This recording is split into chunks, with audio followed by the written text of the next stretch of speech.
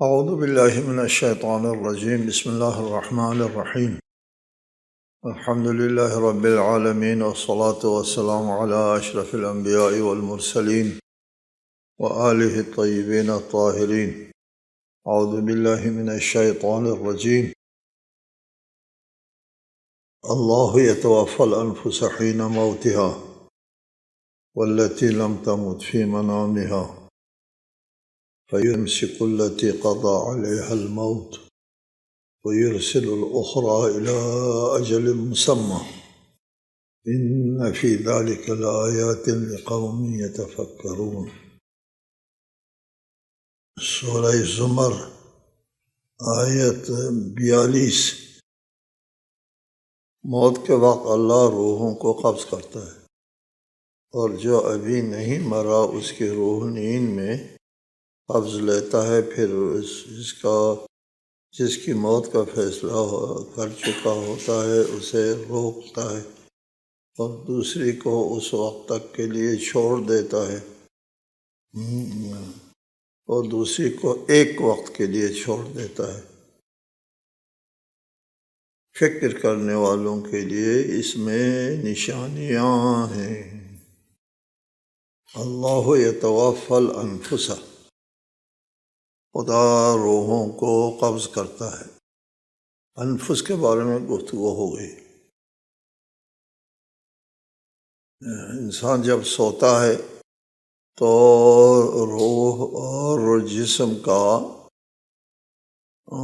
رابطہ کمزور ہوتا ہے، ختم نہیں ہوتا، رابطہ کمزور ہوتا ہے۔ جب جسم اور روح کا رابطہ کمزور ہوتا ہے تو روح ایک مستقل حقیقت ہے، روح غیر مادی ہے، اور روح اور جسم میں ایک قسم کا رشتہ ہے، وہ عین یکدیگر نہیں ہے۔ جسم مادی ہے، روح غیر مادی ہے۔ ابھی آپ کو بتائیں گے کہ روح مستقل چیز ہے اور روح غیر مادی ہے۔ غیر مادی روح جسم کے اندر جب ہوتی ہے تو اس کو جسم کے ذریعے کام کرنا ہوتا ہے، آزاد نہیں ہے۔ وہ آنکھوں کے ذریعے دیکھ سکتی ہے، کانوں کے ذریعے سن سکتی ہے،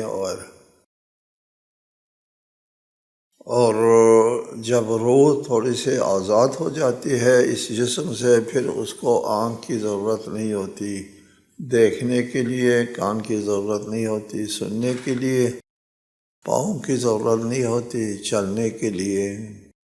جب انسان سوتا ہے، آیت میں فرمایا کہ انسان کو اگر مرنا ہے تو پھر روح قبض کرتا ہے، جدا کرتا ہے، اس کو روک رکھتے ہیں، پھر مر جاتا ہے، اور پھر حالت خواب میں ہے اور اس کو موت نہیں دینا ہے تو اس کو چھوڑ دیتے ہیں ایک مدت کے لیے۔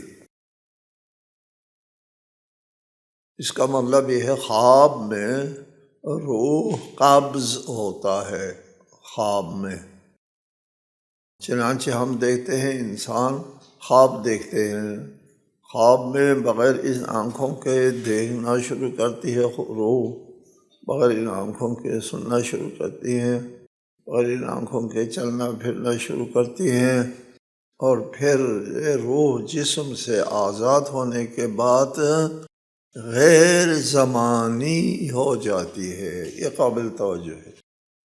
روح مستقل چیز ہے، مادی نہیں ہے، غیر مادی ہے۔ جب غیر مادی ہے تو غیر زمانی بھی ہے، اور پھر زمانی نہیں ہے۔ چنانچہ آپ کو خواب میں نظر آتا ہے آئندہ آنے والے واقعات، ابھی وقوع پذیر نہیں ہوئے، لیکن خواب میں آپ دیکھ لیتے ہیں اس کو، اور پھر عالم بیداری میں یقیناً اسی طرح واقع ہو جاتا ہے جیسے آپ نے خواب میں دیکھا ہے۔ اس قسم کے ہزاروں مثالیں انسان کی اپنی زندگی میں بھی۔ کون سا شخص ہے جس نے اپنی زندگی میں آنے والے واقعات کا کچھ نہ کچھ حصہ نہ دیکھا ہو؟ ہزاروں واقعات، وہ آئندہ آنے والا زمانہ جو ہے وہ پہلے دیکھ لیتا ہے، وہ غیر زمانی ہو جاتا ہے روح۔ یہ خواب جو ہے یہ دلیل ہے کہ روح ایک مستقل چیز ہے اور روح غیر زمانی ہے۔ روح کے بارے میں کہ روح کیا چیز ہے، اس کو ایک سربستہ راز کے طور پر لیا گیا، کوئی اس کو نہیں سمجھ سکتا۔ قرآن میں بھی ہے یسألونک عن الروح قل الروح من امر ربی۔ لوگ آپ کے بارے میں، یہ سورہ اسراء میں بنی اسرائیل میں اس کی تفصیل ہو گئی، اس میں فرمایا کہ لوگ آپ سے روح کے بارے میں سوال کرتے ہیں، کہہ دیجئے روح امر الہی ہے۔ علماء فرماتے ہیں ایک عالم خلق ہے اور ایک عالم امر ہے۔ عالم خلق تدریجی ہوتا ہے، عالم امر غیر زمانی ہوتا ہے۔ وما امرنا الا واحدۃ کلمح بالبصر، یعنی چشم زدن ایک مثال ہے ہم کو سمجھانے کے لیے، بولے چشم زدن بھی زمانی ہے لیکن کلمح چشم زدن کی طرح، عیناً چشم زدن نہیں، چشم زدن پھر بھی زمانی۔ عالم عمری جو ہے وہ غیر زمانی ہوا کرتا ہے۔ روح قل الروح من امر ربی، روح کا تعلق عالم امر سے ہے۔ وما اوتیتم من العلم الا قلیلا، تم نہیں سمجھ سکتے روح کی حقیقت کیا چیز ہے، عالم امری کو تم کیا سمجھتے ہیں۔ عالم ناسوت میں رہنے والے لوگ، ناسوت فزیکل کو کہتے ہیں، فزیکل دنیا کے رہنے والے، مادی دنیا میں کے رہنے والے لوگ عالم امر کو نہیں سمجھ سکتے ہیں، یہ قابل بیان نہیں ہے تمہارے لیے۔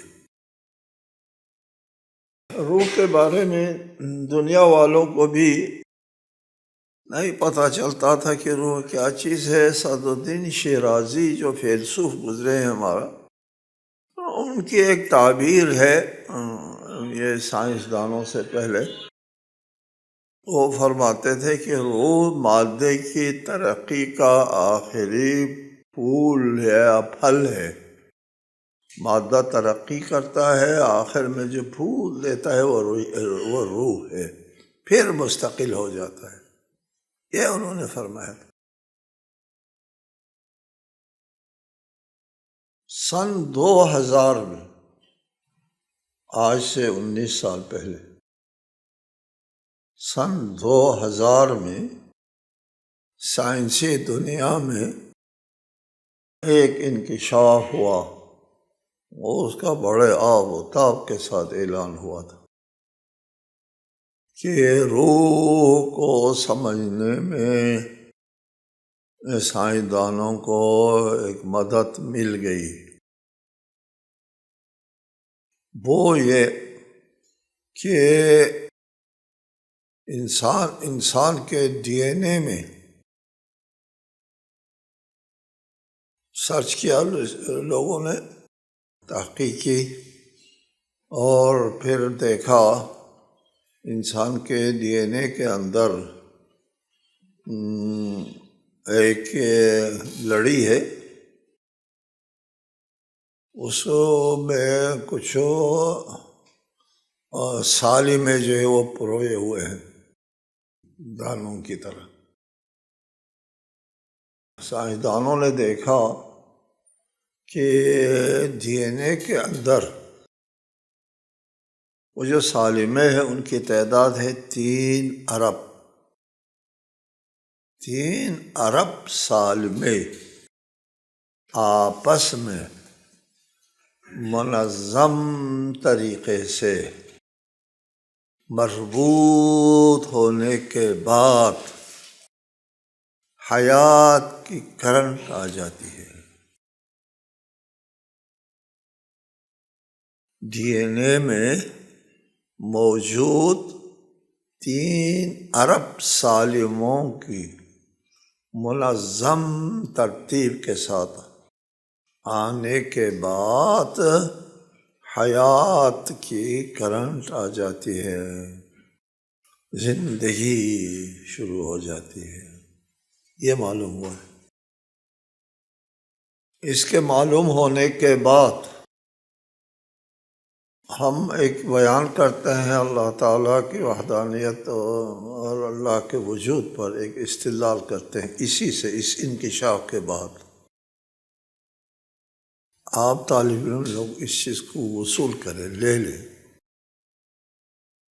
آج کل الہادی نظریات جو ہے وہ پھیل رہے ہیں، خدا کا انکار ہونا شروع ہو گیا ہے، کافی دیر سے شروع ہوا ہے، لیکن سائنس کی ترقی کے ساتھ ساتھ جو ہے وہ دین کا پلہ بھاری ہوتا جا رہا ہے۔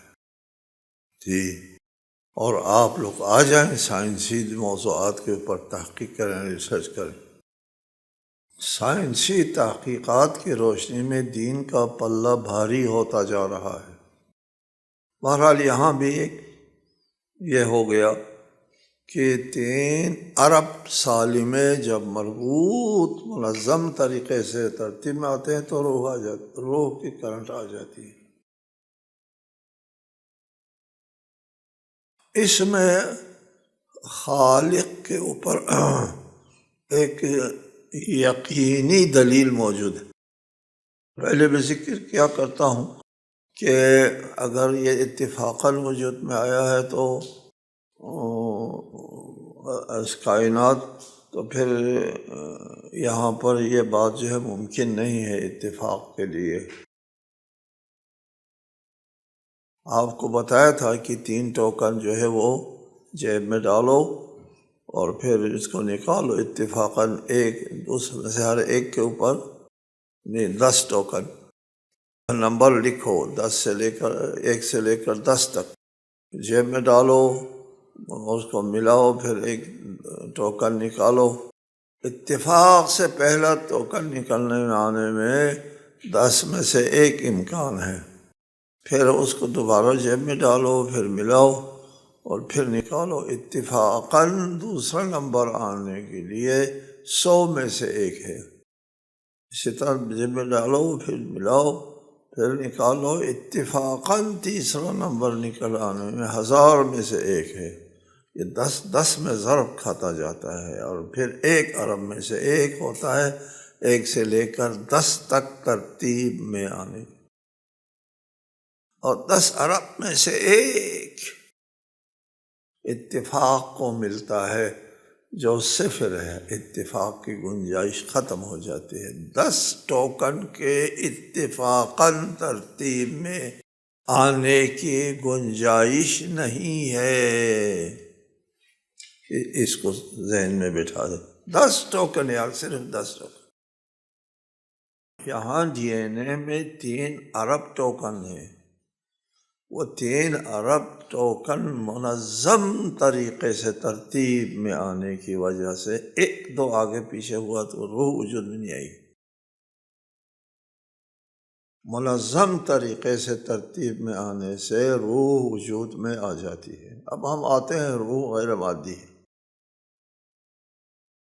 روح غیر مادی ہونے پر ایک دلیل ہے ہمارا ارادہ۔ ارادہ کس کا کام ہے؟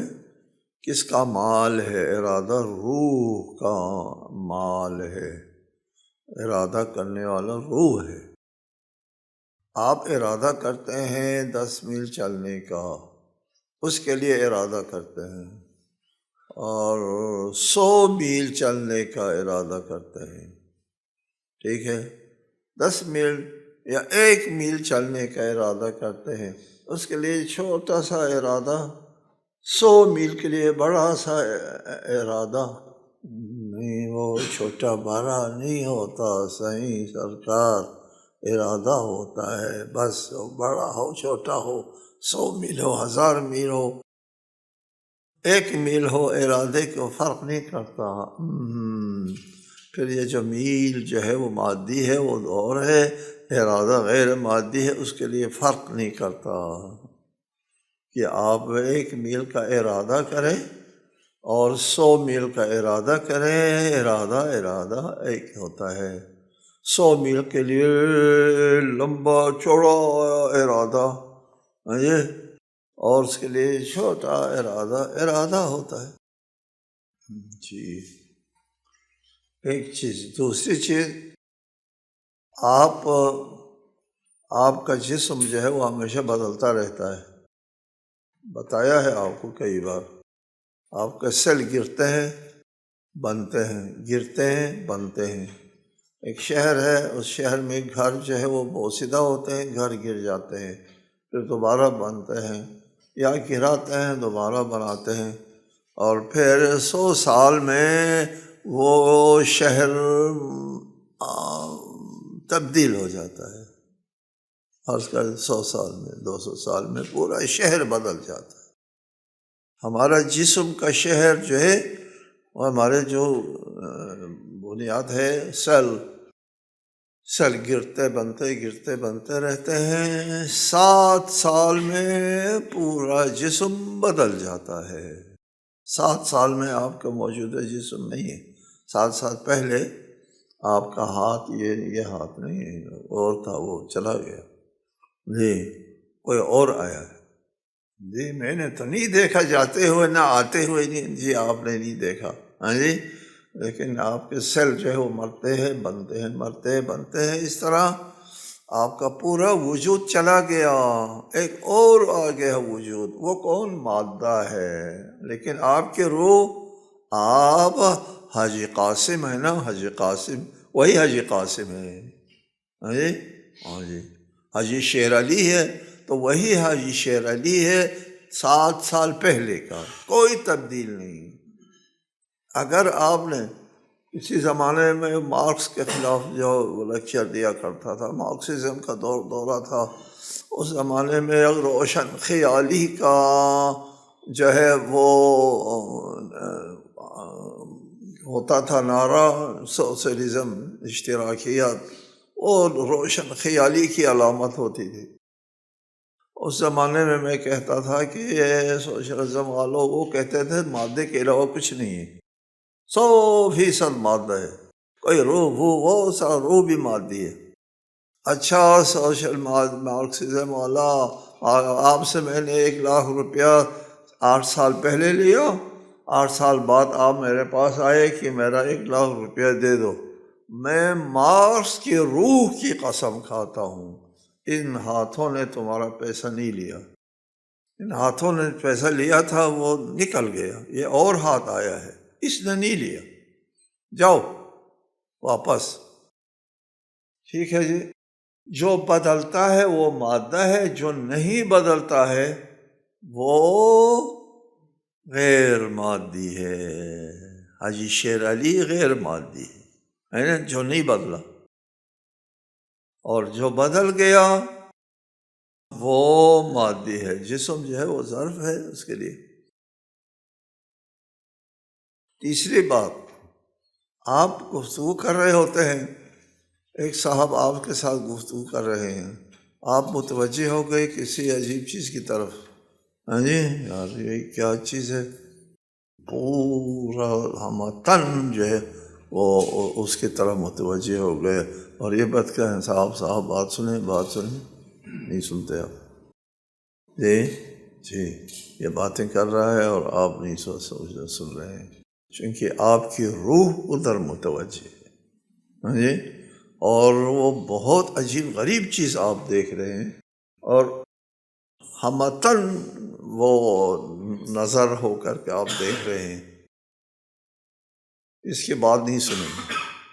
سننے والی روح ہے، روح ادھر متوجہ ہے، یہ آپ کی آواز میرے کانوں سے ٹکرا رہی ہے، میرے کانوں میں جو پردہ ہے اس میں راشا آتا ہے، اور راشے سے آگے جو نسیں جاتی ہے دماغ تک، وہ سارا کام ہو گیا، وہ آپ کے آواز کی لہر آ گئی، وہ لہر نے میرے پردے کے کان کو ہلا دیا، میرے پردے کے کان نے اس کیا کہتے ہیں رگ کو ہلا دیا جو دماغ کی طرف جاتا ہے، اور دماغ نے سن لیا، یہ کام ہو گیا۔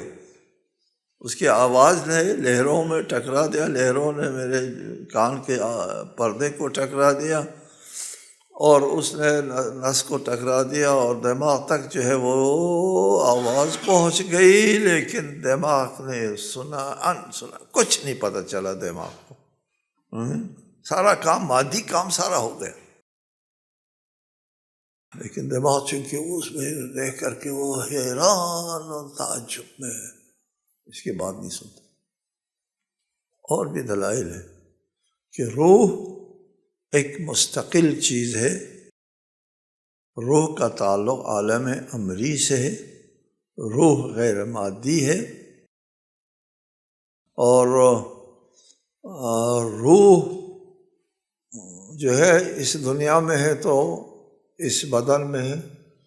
اب سے پہلے جو عالم ذر میں ایک بدن میں ایک قسم کے بدن ہوتا ہے روح کے لیے، عالم ذر ہے نا، ہماری ارواح جو ہے 2000 سال پہلے خلق ہو چکی ہوتی ہے، اس کے بعد وہ ہمارے جسم میں داخل ہوتی ہے، پھر وہ اس جسم میں عنصر میں داخل ہوتی ہے۔ یہاں سے نکلنے کے بعد عالم برزخ میں ایک قسم کے برزخی جسم ہوتے ہیں، اس میں داخل ہوتے ہیں، اور عالم آخرت میں جب قیامت ہوتی ہے پھر دوبارہ یہی عنصر، مادی عنصر جو ہے دوبارہ تخلیق ہوتی ہے، اور پھر اس میں روح داخل ہو کر کے حشر و نشر ہوتا ہے، پھر اس کے بعد آخر تک جو ہے اسی جسم کے اندر۔ اور عالم آخرت کے قانون زندگی، قانون زیست کیا ہے ہم کو نہیں پتہ۔ بہرحال روح جو ہے وہ جسم کے ساتھ اس کا روح مدیر و مدبر ہے، اور جسم روح کے اندر جو ہے وہ استعمال ہوتا ہے، اس کا نوکر ہے، روح کا نوکر ہے۔ میرا ہاتھ میری روح کا نوکر ہے، روح جو چاہتی ہے وہ میرا ہاتھ کرتا ہے، اس کے خود کی خدمت کرتا ہے۔ ان فی ذلک لآیات لقوم یتفکرون، اس میں یہ جو روح کا واپس آنا، واپس نہ آنا، واپس نہ آئے تو موت ہے، واپس آ جائے تو نیند ہے، اس میں اسے روح اور جسم کے جو تعلق ہے، اس میں صاحبان فکر کے لیے آیات ہے، اللہ کی نشانیاں ہیں۔ قرآن مجید میں بہت سی جگہ پر آپ کو آیات آیات آیات، کس چیز کی آیات؟ قرآن اللہ کے وجود کی آیات۔ اگر ملحد کے مقابلے میں بات ہو رہی ہے تو اللہ کے وجود کی آیت، اگر ایک مشرک کے خلاف بات ہو رہی ہے تو پھر اللہ کی تدبیری آیت، یہ اللہ کی تدبیری آیت ہے۔ اس کو خیال رکھو ہمیشہ قرآن پڑھتے ہوئے، آیات آیات فی ذلک آیات لقوم یتفکرون، فکر کرنے والوں کے لیے اس میں آیات، کس چیز کی آیات ہے؟ تدبیری آیات، کہ مدبر اللہ ہے۔ آپ کو بتایا کہ مشرکین خالق تو اللہ ہی کو مانتے تھے، مدبر اللہ کو نہیں مانتے تھے۔ اللہ تعالیٰ قرآن جا بجا استدلال کرتا ہے کہ اللہ ہی خالق ہے اور اللہ ہی مدبر ہے۔ آپ کو بھی بتایا بار بار، خلق اور تدبیر قابل انفکاک افتراق نہیں ہے، خالق ہی مدبر ہے۔ خالق نے جس طرح خلق کیا ہے اسی کے اندر تدبیر ہے، جدا نہیں۔ ام اتخذوا من دون اللہ شفعاء قل اولو كانوا لا يملكون شيئا ولا يعقلون، کیا انہوں نے اللہ کے سوا اوروں کو شفیع بنا لیا ہے؟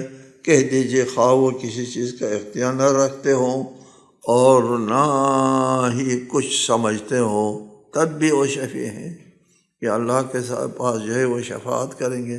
کون؟ یہ پتھر۔ جی کتنی حماقت ہے، کتنی بے وقوفی ہے۔ یہ جو پوجا کرتے ہیں بتوں، اور یہ شفاعت کریں گے اللہ تعالیٰ. انا للہ و انا. قل اولو کانوا لا یملکون شیئا، کوئی کسی چیز کا یہ لوگ پر اختیار نہیں، ان کا بس چلتا. لا یملکو، کسی کے اوپر ان کا بس نہیں چلتا، مالک نہیں ہے، تصرف نہیں کر سکتا، جامد ہے، اور عقل بھی نہیں ہے، ہوش و حواس و ادراک بھی نہیں ہے. ان کی تم حفاظت کرنے کے لیے یہ جو بت ہے تمہارا معبود ہے، معبودوں کی حفاظت کون کرتا ہے؟ تم خود کرتے ہو اپنے معبود کی حفاظت. وہ تمہارے حفاظت کے محتاج ہے.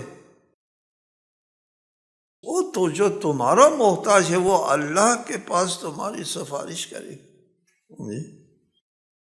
یہ عقل نہیں کرتے.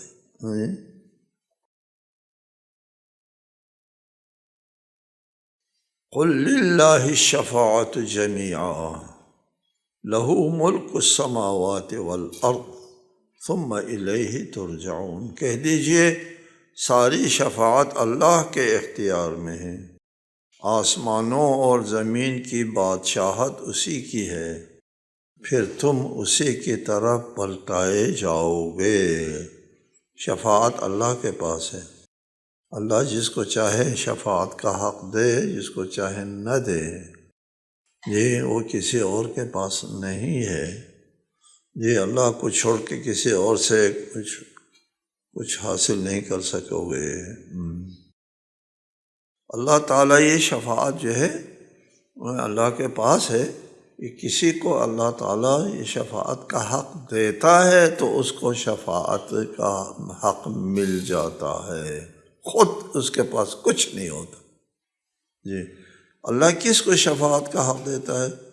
پہلے جو ہے اللہ کی طرف سے اذن جس کو حاصل ہو، شفاعت کرنے کی اجازت اللہ دے دے، اذن دے دے، پھر وہ آگے شفاعت کر سکتے ہیں. جی وَإِلَّا نَا. اور دوسرا یہ ہے کہ وہ بھی اس شخص کی شفاعت کر سکتے ہیں جو پسندیدہ ہو. لا یشفعون الا لمن ارتضی. یہ ہر کسی کی شفاعت نہیں ہو سکتی، صرف اس کی شفاعت ہو سکتی ہے جو اللہ کا پسندیدہ ہے. پسندیدہ ہونا ہوتا ہے، یعنی شفاعت کا اہل ہے. یہ شخص شفاعت کا اہل ہے، یہ ہستی شفاعت کرنے کے اہل ہے. شفاعت کرنے کے اہل اللہ کی اجازت سے ہوتا ہے، اور شفاعت لینے کا اہل جو ہے وہ اللہ کا پسندیدہ بندہ ہونے کی وجہ سے اس کو شفاعت ملتی ہے. لہو ملک السماوات والارض. پوری کائنات کے اوپر اللہ کی بادشاہت ہے، اللہ کی گرفت ہے. تم غیر اللہ کے پاس کیا لینے جاتے ہو؟ قیامت کے دن شفاعت دینا بھی اللہ تعالیٰ کے اختیار میں ہے. اللہ جس کو حق دے شفاعت کا وہ شفاعت کر سکتے ہیں. ہمارے پاس الحمدللہ بہت سے شافعین ہیں. احادیث میں ہے، ہمارا امام نے فرمایا ہم شفاعت کریں گے. لگتا ہے شفاعت کا سلسلہ چلتا رہے گا. اللہ اکبر. اور دوسرے لوگ اس کو دیکھ کے کہیں گے ہمارا تو کوئی سفارش ہی نہیں ہے.